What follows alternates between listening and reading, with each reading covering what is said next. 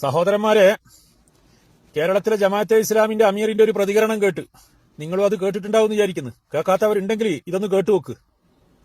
മാധ്യമം എങ്ങനെയാണ് നിലനിർത്തുക എന്ന ആലോചന നമ്മുടെ മുമ്പാകെ വരികയുണ്ടായി. ഇസ്ലാമിക പ്രസ്ഥാനത്തിന്റെ സംസ്ഥാന കൂടിയാലോചന സമിതി അതിനെ നിലനിർത്തുന്നതുമായി ബന്ധപ്പെട്ട് നിരവധി ഘട്ടങ്ങളിൽ ഒരുമിച്ച് കൂടുകയും ചർച്ച ചെയ്യുകയും ചെയ്തു. ഈ പ്രതിസന്ധിക്ക് മുമ്പിൽ നമ്മൾ എന്താണ് ചെയ്യുക എന്നോ, പ്രവർത്തകരിൽ നിന്ന് കളക്ഷൻ നടത്തി ശമ്പളം കൊടുത്ത് മാധ്യമത്തെ നിലനിർത്തുക എന്നുള്ളത് നമുക്ക് നടക്കുന്ന കാര്യമല്ല. അത്തരം ഒരു സാഹചര്യത്തിലല്ല ഈ മീഡിയ, ഈ ഇൻഡസ്ട്രി നേരിടുന്ന പ്രതിസന്ധി എന്ന് പറയുന്നത്. നമ്മളാകട്ടെ ചെലവ് ചുരുക്കുന്ന നടപടിക്രമങ്ങൾ നേരത്തെ ആരംഭിച്ച് കഴിഞ്ഞിട്ടുണ്ട് താനും. ഇനി എങ്ങനെയാണ് മുന്നോട്ട് പോകുക? ഇത്തരം ഒരു സന്ദർഭത്തിലാണ് നമ്മൾ ഇനിയും അതിന്റെ ഭാരം കുറക്കണമെന്ന് തീരുമാനിക്കുന്നത്. അതിൽ നിന്ന് ആവശ്യമാകുന്ന നമുക്ക് കഴിയാവുന്ന ആനുകൂല്യം കൊടുത്ത് പിരിഞ്ഞു പോകാൻ കഴിയുന്ന ആളുകൾക്ക് പിരിഞ്ഞു പോകാനുള്ള അവസരമൊരുക്കിയാൽ ആളുകൾ പിരിഞ്ഞുപോയി കഴിഞ്ഞാൽ കുറച്ചുകൂടി ആൾബലം കുറക്കുക എന്ന് പറയുന്നത്. അങ്ങനെ ആളുകളുടെ ആൾബലം കുറച്ച്, ചെലവ് കുറച്ച് അതിന്റെ അദ്ദേഹം പറയാ മാധ്യമ പത്രം സാമ്പത്തിക പ്രതിസന്ധിയിലൂടെ മുന്നോട്ട് പോകുകയാണ്. അത് നിലനിൽക്കണമെങ്കിൽ അതിൽ കുറച്ച് പണികളുണ്ട്. അതിലുള്ള ജോലിക്കാരെല്ലാം പിരിച്ചുവിട്ട് അതേപോലെ ചില എഡിഷനുകൾ പൂട്ടി എന്നും പറയുന്നത് കേൾക്കുന്നുണ്ട്. 4 എഡിഷൻ പൂട്ടി വരും. നല്ല കാര്യം തന്നെയാണ്. ഇത് കേട്ടപ്പോൾ എനിക്ക് സന്തോഷം തോന്നി. കാരണം ഇത്രമാത്രം വർഗീയ വിഷം കേരളത്തിൽ നടത്തുന്ന ഒരു മാധ്യമം മറ്റൊന്നില്ല. എന്നിട്ട് നിങ്ങൾ ചോദിക്കൂ, എന്തേ എന്റെ കണ്ണെന്ത് ജനം ടി വിയിലേക്ക് കാണാതെ? ജനം ടി വി എന്ന് പറയുന്ന പ്രത്യക്ഷത്തിൽ തന്നെ അവരെന്ത് ചെയ്യുന്ന വർഗീയ പ്രചരണം നടത്തുന്ന ഒരു മാധ്യമം തന്നെയാണ്. അതിൽ അഭിപ്രായ വ്യത്യാസമില്ല. എന്നാൽ ഈ ജമാഅത്തെ ഇസ്ലാമിയുടെ ഈ മാധ്യമവും മീഡിയ വണ്ണും നടത്തുന്നത് ഒളിയ അജണ്ടകൾ വെച്ചിട്ടുള്ള വർഗീയ പ്രചരണങ്ങളാണ്. ഓരോ മനുഷ്യനെ മനസ്സിലേക്ക് നമ്മളറിയാത്ത നമ്മളെ ഉള്ളിലേക്ക് വിഷം കുത്തിവെക്കുന്ന പണിയാണ് ഇവർ എടുത്തുകൊണ്ടേയിരിക്കുന്നത്. ഇത് തിരിയണമെങ്കിൽ ഈ സി ദാബൂദും കൂട്ടരും നടത്തുന്ന ഒരു ചർച്ചയില്ലേ, അത് 2-3 ദിവസം കേട്ടാൽ മതി. എന്നാൽ നിങ്ങൾക്ക് എന്ത് ചെയ്യൂ? മനസ്സിരുന്ന് കേട്ട് കഴിഞ്ഞാൽ നിങ്ങൾക്ക് തിരിയൂ. ഇവർ വർഗീയ പ്രചരണം തന്നെയാണ് നടത്തുന്നത്, നിങ്ങൾക്ക് തിരിയൂ. പല വിഷയങ്ങളും അങ്ങനെയാണ് നമ്മളെ മുമ്പിലുള്ളത്.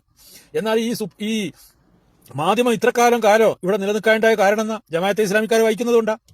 ജമാഅത്തെ ഇസ്ലാമിക്കാർ എന്ന് പറയുമ്പോൾ ഒരു നാട്ടിൽ 10 എണ്ണത്തിന് എടുക്കാനുണ്ട്. നിങ്ങളെ ഒന്ന് ആലോചിച്ചു, ഓരോ നാട്ടിൽ 10 എണ്ണത്തിന് അവരെ കൂട്ടത്തിൽപ്പെട്ട ആൾക്കാർ എടുക്കാൻ വേണ്ടി പറ്റുക? ഇല്ല.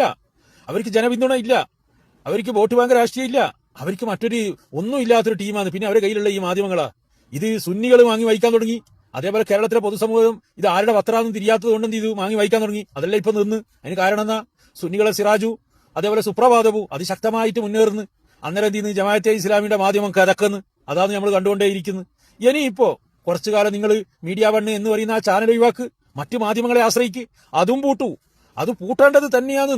കേരളത്തിലെ മതേതരത്വ മനസ്സുകൾക്കിടയിൽ കുത്തിത്തിരിപ്പ് രാഷ്ട്രീയം മുന്നോട്ട് വെക്കുന്ന ഒരു മാധ്യമമാണ് ജമാഅത്തെ ഇസ്ലാമിന്റെ മാധ്യമവും മീഡിയ വണ്ണും. എല്ലാം നിങ്ങൾക്ക് അഭിപ്രായ വ്യത്യാസമുണ്ടോ സഹോദരന്മാരെ? നിങ്ങൾ ഓരോ വിഷയങ്ങൾ എടുത്ത് പരിശോധിച്ച് നോക്കിയേ. കഴിഞ്ഞ UDFന്റെ തെരഞ്ഞെടുപ്പ് മൊത്തം നിയന്ത്രിച്ച ജമാഅത്തെ ഇസ്ലാമിന്റെ ഓഫീസ് എന്നല്ലേ? എന്തുകൊണ്ട്? അവർക്ക് ജനപിന്തുണ ഉള്ളതുകൊണ്ടാ? എല്ലാരോ. കാരണം എന്നാ? ഈ 2 മാധ്യമവും മീഡിയ വണ്ണും അവരുടെ കയ്യിലുണ്ട്. അതിലൂടെയല്ലേ അവർ പ്രചരണം നടത്തിയേ.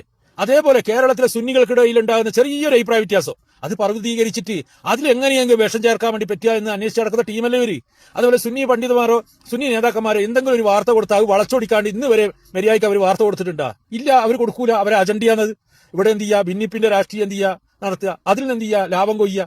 അതാണ് അവർ നടത്തിക്കൊണ്ടേയിരിക്കുന്നത്. അതുകൊണ്ട് സഹോദരന്മാരെ, ഇനിയുള്ളവർ ആ മീഡിയ വണ്ണും കാണാണ്ടിരിക്കുക. അതിൽ വരുന്ന വാർത്ത എന്ത് ചെയ്യുക? നിങ്ങൾ കേൾക്കാണ്ടിരിക്കുക. എന്നാൽ അതിന്റെ ഒന്ന് തീരുമാനമായിക്കോളൂ. അത് തീരുമാനമാകണം. കേരളത്തിലെ മതേതരത്വ മനസ്സുകൾക്ക് അത് നിർബന്ധമാണ്. അതില്ലാണ്ടാകുക എന്ന് പറയുന്നത് നല്ല കാര്യമാണ്.